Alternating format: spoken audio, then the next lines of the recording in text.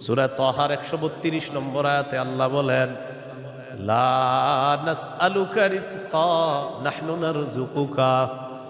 নবী, আপনার কাছে আমি রিজিক চাই না, আমি আপনারে রিজিক দেই। পরিবারকে নামাজের কথা বলেন, নিজে নামাজ পড়েন। নামাজের পর আল্লাহ তাআলা রিজিকের কথা কেন বললেন? কারণ রিজিকের টেনশনে মানুষ নামাজ থেকে দূরে থাকে।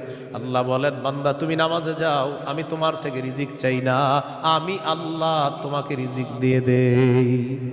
আল্লাহ তাআলা বলেন, ইন কানা আবাউকুম, যদি তোমাদের মা বাবা, ও আবনাউকুম, যদি তোমাদের সন্তান, ওয়া ইখওয়ানুকুম, যদি তোমাদের ভাই বোন, ওয়া আজওয়াজুকুম, যদি তোমাদের বিবি, ওয়া আশিরাতুকুম, যদি তোমাদের পরিবার আত্মীয় স্বজন, ওয়া আমওয়ালুন ইখতারাফতুমুহা, যদি তোমাদের উপার্জিত সম্পদ, ওয়া তিজারাতুন তাখশাউনা কাসাদাহা, তোমাদের ব্যবসা, যেই ব্যবসায় লস হওয়ার টেনশনে থাকো,